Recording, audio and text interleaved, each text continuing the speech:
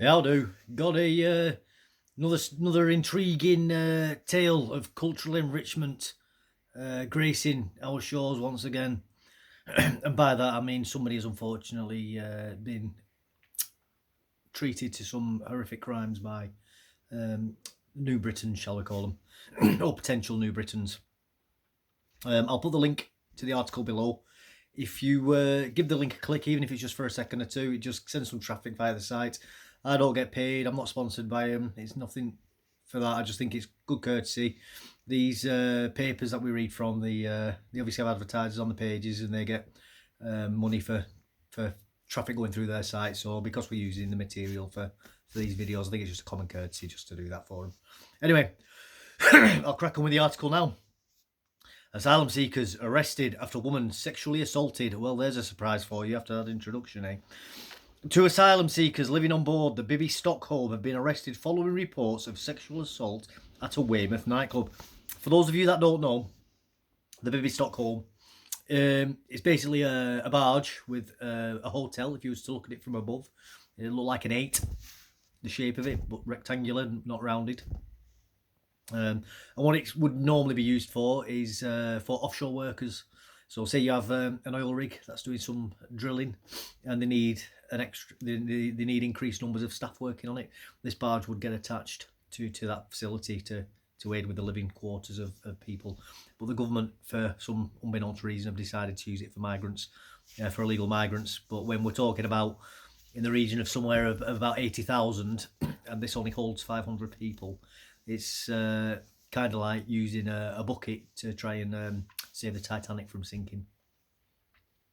So, police received a report that a woman was sexually assaulted in Kika Beach on the Esplanade in Weymouth at 3:10 on Sunday, December 10th. This Kika Beach, it's not actually a beach, it's a nightclub or a bar or some sort of venue. So she hasn't been outside when this happened, has been inside in an establishment. Police say two men aged 24 and 27 from Portland. Well, they're not from Portland, are they? They're illegal immigrants. They're from most likely either North Africa or the Middle East. Were arrested on suspicion of sexual assault. They've been released on police bail while inquiries continue. I mean, that's something that I've noticed whilst reading these. They'll always do really sneaky wording like that. I don't know if it's intentional of journalists or not, but they'll say things like this, like that these two are from Portland. They're not. Or they might, like with the stabbing that happened in Ireland, in the Republic of Ireland, where they said he was an Irishman, and he wasn't. He was from like Libya or somewhere. He'd been in Ireland for like 30 years or something stupid. He'd been an illegal migrant for literally decades. You know, they tried to deport him once before, and they failed for stupid reasons. And even all the newspapers were trying to make out that they were using phrases like Irish national and things like that, or person with an Irish passport, you know, rather than just saying a migrant. It's just crazy. A spokesperson for Dorset Police said, Dorset Police received a report at 3:10 on Sunday, December 10th, that a woman was sexually assaulted in Kika Beach on Esplanade in Weymouth. Officers attended and two men aged 24 and 27 from Portland were arrested on suspicion of sexual assault. Well, this is coming from the police, and the police know that he's not from Portland. He absolutely is not. That'd be like if a tourist was on a night out, you know, it was staying in Manchester, you know, like let's say, I don't know, a German or a Spaniard or something, you know, somebody from a foreign country was on holiday in the UK, staying in a hotel in Manchester, and then assaulted somebody, I don't know, on a night out in Blackpool. And the police said, a person from Manchester. No, it would be a foreign tourist from country X. It's just, it winds me, it really does bother me, that. It really does, that level of deceit. They have been released on police bail while inquiries continue. I mean, this is the other thing. Look, they've been released on bail now. So not only have they entered the country illegally, they've most likely been brought over halfway across the channel by RNLI or the Navy. Then they're put in this Bibby Stockholm, where they can just wander out as they wish, even though they're illegal migrants, so they could just disappear. I mean, they can obviously leave easy enough to go to a nightclub, and then they being investigated for a serious crime, and they're just allowed out again. It's insane, isn't it? Like, what planet are these people who make these decisions living on, or the people who create these rules that allow this to happen? These men should just be deported, even just for suspicion of this. It just should just be a case of, no, sorry, there's too much risk involved in this. You're gone. Get out. And even if it, and for those who are like, oh, what if it wasn't them? What if they didn't do anything wrong? I don't care. Let's get rid of them. They've come in the country illegally anyway, so I'm afraid you pushed your luck too far, even if you are in the wrong place at the wrong time. An investigation is underway by detectives, and we're continuing to support the victim as our inquiries continue. Yeah, but you let the guys out, didn't you? She was probably going to bump into these nonces now in the street, walking around town. The asylum seekers returned to the asylum seekers, illegal immigrants is what they are. They're not asylum seekers. They've entered the country illegally. They're criminals. Port invaders, in my opinion. These men, they're invaders. At Portland Port on October 19th, after being moved away for 2 months after Legionella bacteria, the bacteria which can cause the potentially fatal Legionnaire's disease, was found in the water supply. I don't care. Like, I genuinely couldn't care less. Like, there was one of them who hung himself the other day. I genuinely don't care. Literally not my problem. Shouldn't be in our country, especially not illegally. Go. If you want to leave, if you're that depressed, say something and say, I want to leave, and then we will send them away. Go away. The barge is not yet at full capacity and will eventually house around 500 asylum seekers in around 200 bedrooms. I don't care. That'll be something they'll cry about next. Oh, this is inhuman. You can't have 2 people, 2 rooms. It's like, well, you can. When I was in the army in Canada, I've been to Canada twice with the army. Done, well, 3 times actually, I should say. Twice doing what's called winter repair. What it is, they've got an area the size of Luxembourg which they do the exercising on, but it gets that cold in the winter, they have to shut it down. But they bring the whole vehicle fleet in, and the fleet gets overhauled, servicing, maintenance, repairs. And as I was a mechanic in the army, that was a big part of my job. Anyway, the first time we went, the regular accommodation for some reason had been shut down. I don't know why, but it's called Camp Crow. We had to stay on Camp Crowfoot, which is normally where they get people who are exercising troops stay for a couple of days while they get the vehicles loaded up before going out on the area to play war games for 4 weeks.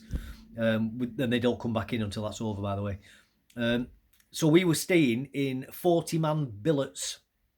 Although we were reduced to 20 men in a billet, we had 1 bunk bed each, so you had a top and a bottom bunk. I have absolutely. I was there for 3.5, nearly 4 months, living in those conditions, with it being -40 outside for the majority of it, -80 with the wind chill. I have absolutely no sympathy whatsoever for these people living in these conditions, like genuinely none.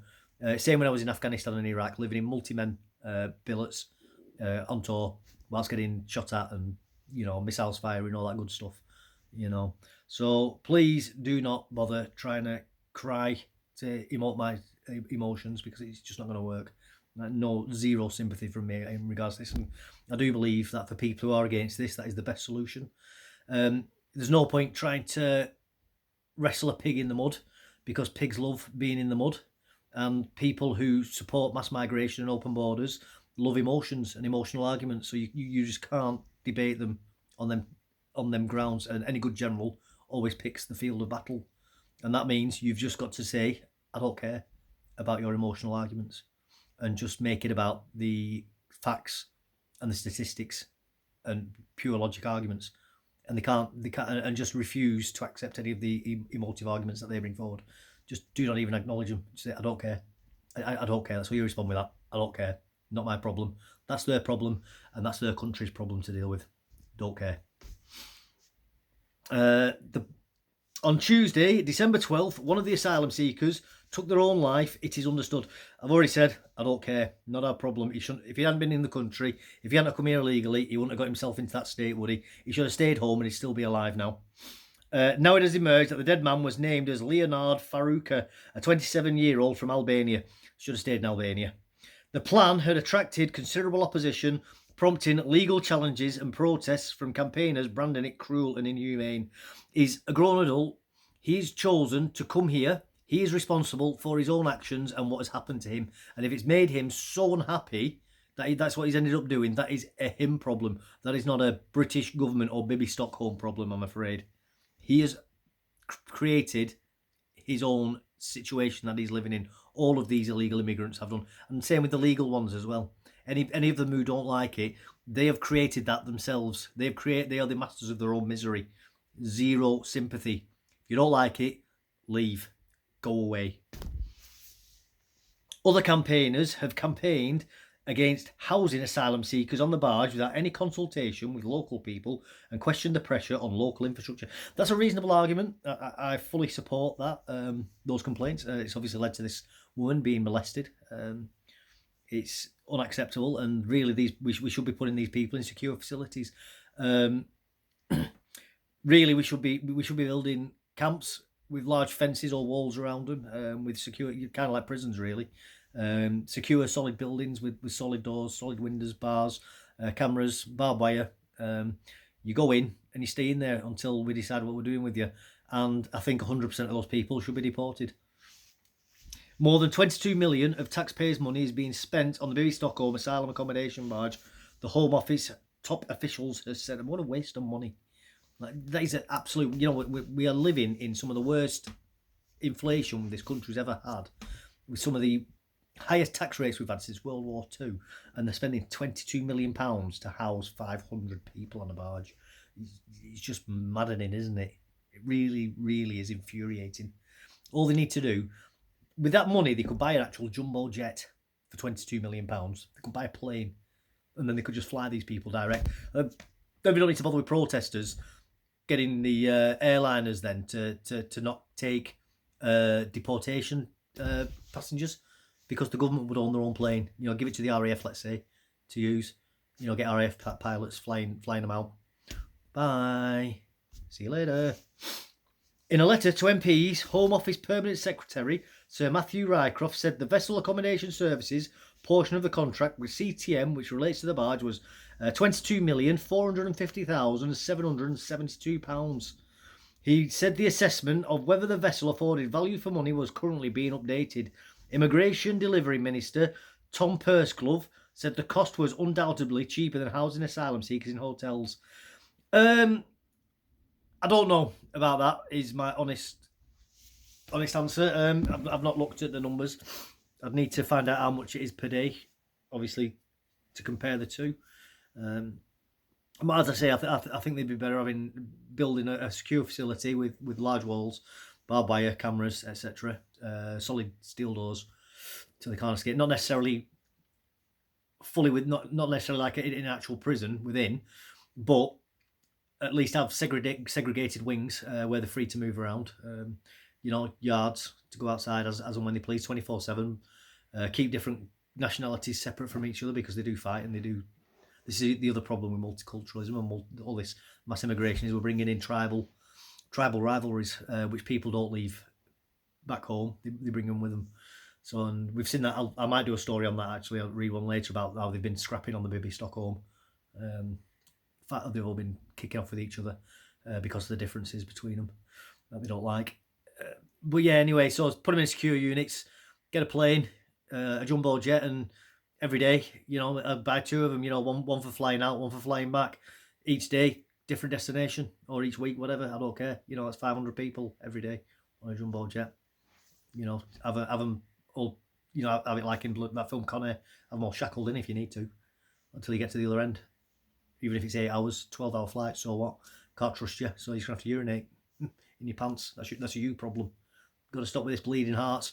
Anyway, that's my opinions on this. I'm going to end it there because I've rattled on a little bit, and there's not much more to say on that other than repeating myself in different words. If you found that informative or interesting in any way, or it's piqued any sort of emotional response from you, please like, subscribe, and put a comment below. I'll get another video out shortly after this. Thank you. Bye-bye.